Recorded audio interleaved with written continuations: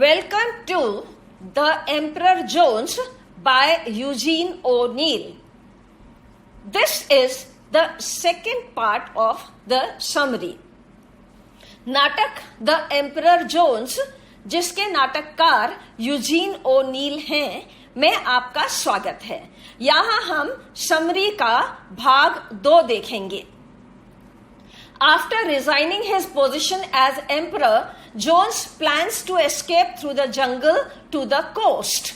We have seen in the previous video that the protagonist, Brutus Jones, he has betrayed the people, or he has deceived the people, the native and innocent people, into believing that he has some unusual magical powers, and by establishing himself with those traits, he becomes the emperor of the native place.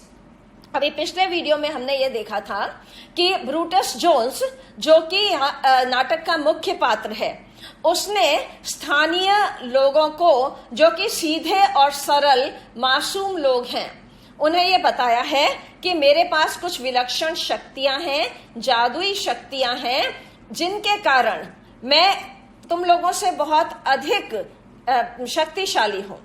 और स्थानीय लोग मासूम होने के कारण, सरल होने के कारण, सहज होने के कारण इस पर भरोसा कर लेते हैं और इसे एम्परर बना लेते हैं। लेकिन बाद में उन्हें यह पता चलता है कि ये व्यक्ति भरोसे लायक नहीं है, इसने हमारे ऊपर इतने टैक्स लाद दिए हैं। These people come to know that this man is not to be believed because he has levied so many taxes on them, and he is actually playing his tricks with them. He is playing his villainous thoughts with them. जैसे ही इनको पता चलता है कि ये एक villainous attitude के साथ हमसे पेश आ रहा है, तो इन्होंने इसका साथ देना बंद कर दिया। When Jones comes to know that people are not going to trust him anymore, he decides to leave the place. जब जोन्स को ये पता चलता है कि लोग अभी मेरा भरोसा नहीं करेंगे, तो ये इस जगह को छोड़कर चलने के लिए निश्चय कर लेता है। After resigning his position as emperor, Jones plans to escape through the jungle to the coast. Now, here we see in the second part of the summary that Jones decides to leave the place and go towards the coast. यहाँ पर summary के भाग 2 में हम देखते हैं कि Jones जंगल को छोड़ करके कोस्ट की तरफ, तट की तरफ जाने का निर्णय करता है। Drums begin to beat in the hills. He was the former emperor, but now he gives the palace to Smithers. Now there is the sound of the drums, and he was the former emperor, but now he has given all the authority to Smithers, and within those drum beats, he takes up the Panama hat and leaves the place. यहाँ पर वो drum beats के मध्य, इस ध्वनि के मध्य अपनी Panama hat उठाता है and walks boldly out the front door and heads towards the jungle. He picks up his Panama hat and boldly walks towards the jungle. वो अपनी हैट उठाता है और जंगल की तरफ प्रस्थान करता है। Jones reaches the edge of the jungle. He had always anticipated such a revolt from the natives. Now, Jones, he reaches the edge of the jungle, the periphery of the jungle. He had always anticipated such a revolt from the natives because he had become the emperor by foul means. For that reason, he had always anticipated in his mind that one day or the other, the people will come to know my truth, and then they are going to kick me out of their lives or out of their territory, and there is going to be a revolt. For that reason, he had made some mental preparation to leave the place. Jones को यह पता था कि मैंने इन लोगों के साथ एक ऐसा खेल खेला है, एक ऐसी ट्रिक चली है, झूठ बोला है, जिसके आधार पर एक चाल के तहत मैं इनका एम्परर या सम्राट बना हूं। जैसे ही इन्हें मेरी चाल का पता चलेगा, जैसे ही इन्हें पता चलेगा कि मेरे पास कोई विलक्षण शक्तियां नहीं हैं, मैं एक चालाक और चालबाज, झूठा मक्कार, फरेबी आदमी हूं, तो ये मेरा विरोध करेंगे और उस विद्रोह के तहत ये कभी भी मुझे यहां से निकलने के लिए मजबूर कर सकते हैं। He also knew they might throw him out or challenge him anytime, then he will have to run for his life. Now, Jones knew that the day they kick him out, he will have to run for his life. Because when they decide to challenge him, he knows that these people, although they are simple, innocent, superstitious, but then they are human beings. And when they are in a state of revolt, they will make him run for his life. Jones को यह मालूम है कि यहाँ के स्थानीय लोग कितने भी सीधे और सरल क्यों न हो, लेकिन हैं तो इंसान ही। और जब इन्हें पता चल जाएगा कि मैंने चालाकी चली है, मैंने झूठ बोला है और उसके आधार पर मैं इनका सम्राट बन बैठा हूं, तो ये निश्चित रूप से विद्रोह करेंगे और इनका विद्रोह इतना शक्तिशाली होगा कि ये मुझे मेरी लाइफ के लिए दौड़ा सकते हैं। ये मेरा जीवन दांव पर लगा है, ये इस तरह का विद्रोह कर सकते हैं। तो जब मुझे खदेड़ा जाएगा यहां से, तो मुझे अपनी जान बचा के भागने जैसी स्थिति का सामना करना पड़ेगा। To sustain himself in such an adverse situation, he had hidden some canned food to meet out such emergency. Now, the preparation was so strong that Jones had hidden some canned food for the day when he will be thrown out. And he will have to survive on his own means. He will no more be an emperor. He will no more have a palace. He will no more have attendants to take care of his needs or follow his orders. Then he will have to depend on his own resources. Jones ने इतना mental preparation कर रखा था, इतना mental homework कर रखा था कि इसको पता है कि जिस दिन ऐसी एडवर्स सिचुएशन आएगी, उस दिन न मेरे पास लोगों का समर्थन होगा, ना कोई मेरी आज्ञा की पालना करेगा, ना कोई मेरा भरोसा करेगा ऐसी, और ना ही कोई मुझे सेवा शुश्रूषा करेगा या मेरे लिए भोजन परोस के देगा। जैसे अभी नौकरी चाकरी कर रहे हैं ये मेरी, ऐसी चाकरी मेरी बिल्कुल नहीं होने वाली है। ऐसी स्थिति में मुझे अपने संसाधनों पर ही जीवित रहना होगा। ऐसी स्थिति के लिए भी इसने तैयारी कर रखी थी, भोजन छुपा रखा था। He searches for canned food he hoarded for such a backup, but fails to locate it. Now, when Jones tries to search that food, he is unable to locate it because he had hidden it under a stone, and now it is not possible for him to locate that stone. यहाँ पर जब Jones उस जगह को ढूंढता है जहां पर एक पत्थर के नीचे इसने कैंड फूड छुपाया था, तो इसको वो जगह नहीं मिलती है, वो पत्थर नहीं मिलता है। तो ये परेशान हो जाता है कि इसने बहुत विश्वास के साथ अपने लिए बंदोबस्त कर रखा था, अरेंजमेंट कर रखा था, and that arrangement has failed now. अभी वो बंदोबस्त बिल्कुल निष्क्रिय हो गया है, इसे पता नहीं, इसको उस बंदोबस्त से कोई सहारा नहीं मिल रहा है। The drums continue to beat louder and louder, and the sound of the drums becomes louder and louder. Drums की आवाज और तेज हो जाती है। Now, from the point of view of a play being enacted, this is very important because the audio visual they move together. एक नाटक के रूप में मंचन की स्थिति को देखते हुए ये बहुत महत्वपूर्ण बिंदु है कि ऑडियो और विजुअल, दृश्य और ध्वनि साथ साथ चलते हैं। तो यहाँ जैसे जैसे उसकी प्रॉब्लम बढ़ती जा रही है, as the problem increases the voice drum beat also increases and the intensity of the voice increases. So the drum beat goes louder and louder. और यहाँ पर जैसे जैसे इसकी समस्या बढ़ती जा रही है, इसकी चिंता बढ़ती चली जा रही है, वैसे ही ध्वनि भी उसी अनुपात में तेज होती चली जा रही है. Night falls and formless fears come out of the jungle to torment Jones. Now it is night. अब रात हो जाती है और अचानक जोन्स को बहुत डर लगने लगता है. He is terribly afraid. Here we find him in the grip of anxiety and terror and as a psychologically broken person. He is terribly afraid. एक व्यक्ति जो बहुत शक्तिशाली है, जो इतने लोगों को मूर्ख बनाकर उन पर आधिपत्य जमाकर बैठा है, अभी की स्थिति में वो बहुत डरा हुआ है.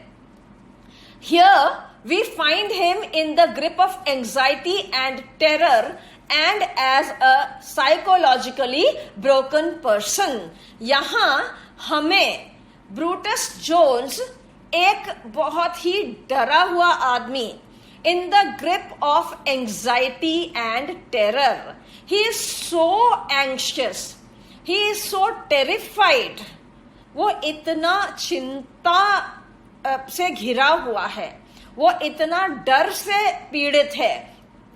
And as a psychologically broken person, कि वो साइकोलॉजिकली ब्रेक हो जाता है, वो मनोवैज्ञानिक रूप से टूट जाता है, वो छिन्न भिन्न हो जाता है. यहाँ इतने शक्तिशाली व्यक्ति को टूट करके छिन्न भिन्न हो जाना, ये दृश्य दिखाया गया है.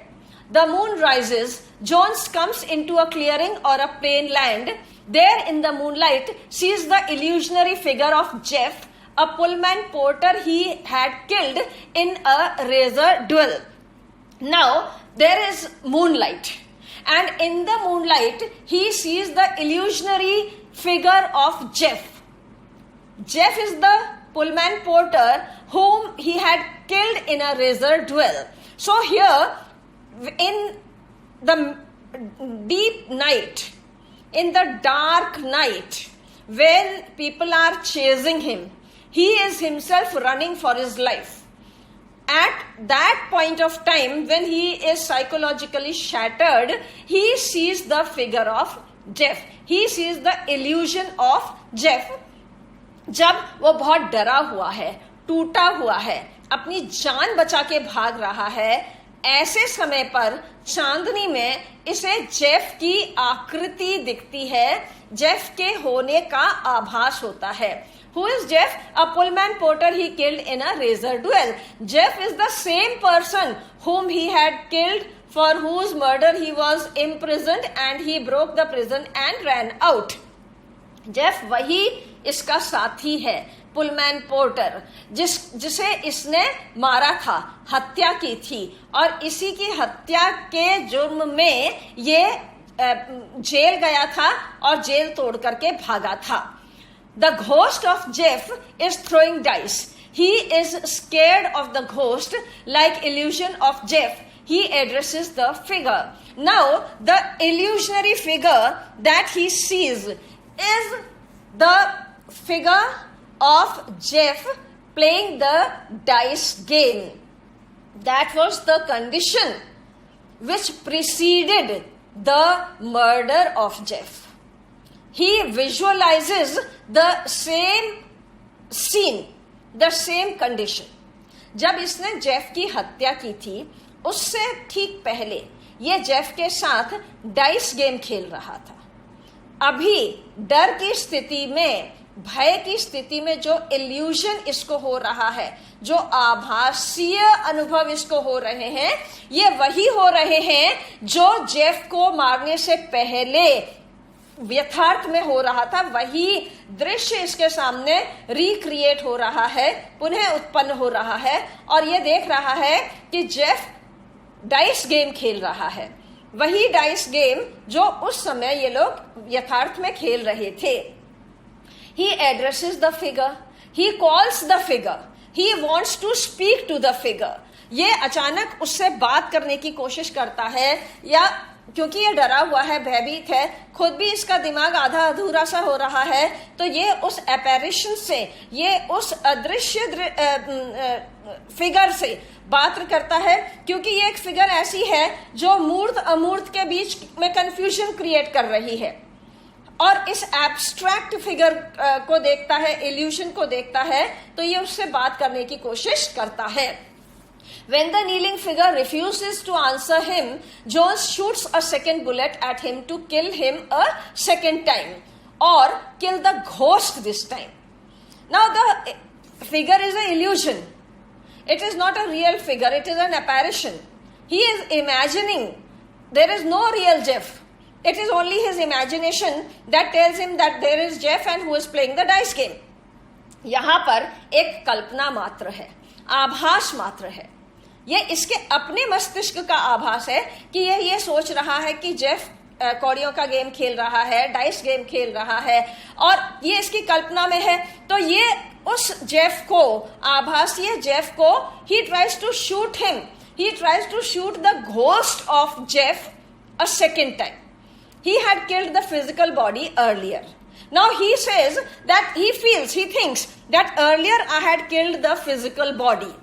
Now I should kill this ghost. वो ये महसूस करता है अपने डर की स्थिति में, ऐसी भयावह इसकी मनस्थिति हो चुकी है कि ये सोचता है कि मैंने पहले इसी जेफ को इसकी फिजिकल बॉडी में मारा था, इसके मूर्त शरीर को मारा था, इसके जो कंक्रीट फॉर्म है, फिजिकल बॉडी है, उसको मारा था। अभी ये घोस्ट बन के मेरे सामने आ गया है। He has appeared before me in the form of a ghost, in the form of an apparition. Now I should reshoot him. I should re-kill him. I should kill his ghost as well. अब मुझे पुनः इसकी हत्या करनी पड़ेगी।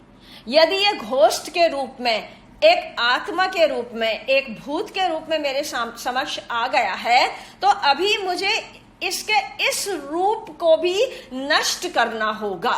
और जैसे मैंने इसकी फिजिकल बॉडी को नष्ट किया था, ठीक इसी तरह से मुझे अब इसके इस घोस्ट रूप को, इस फॉर्म को भी किल करना होगा। The phantom or apparition or ghost disappears when he shoots his bullet at the ghost. It disappears.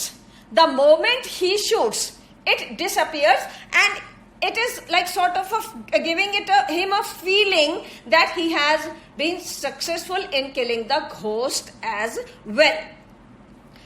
जैसे ही ये इस apparition को या इस आभासीय भूतनुमा जेफ को गोली मारता है, वैसे ही वो डिसअपियर हो जाता है, अदृश्य हो जाता है। और जैसे ही वो अदृश्य होता है, इसको ये लगता है कि मैंने इसके घोस्ट को मार डाला है। तो वो जो विश्वास है या वो जो मन स्थिति है, इस समय इसकी मन स्थिति बहुत ही भयभीत और बहुत ही विचलित है।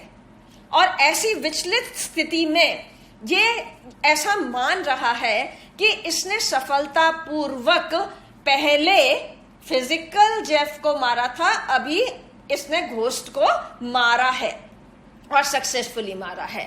Drums still third in the distance. Now in the audio part of the stage show is very important. The drums still thud in the distance. यहां पर ध्वनि को नाटक में एक बैकग्राउंड में, पृष्ठभूमि में प्रयुक्त किया है बहुत सुंदर तरीके से।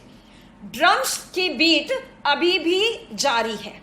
जैसे जैसे समस्या बढ़ती है, जैसे जैसे चिंताएं बढ़ती हैं, जैसे जैसे घटनाक्रम आगे बढ़ता है, वैसे वैसे ड्रम बीट भी और तेज होती चली जाती है। इससे मंचित नाटक बहुत खूबसूरत लगता है।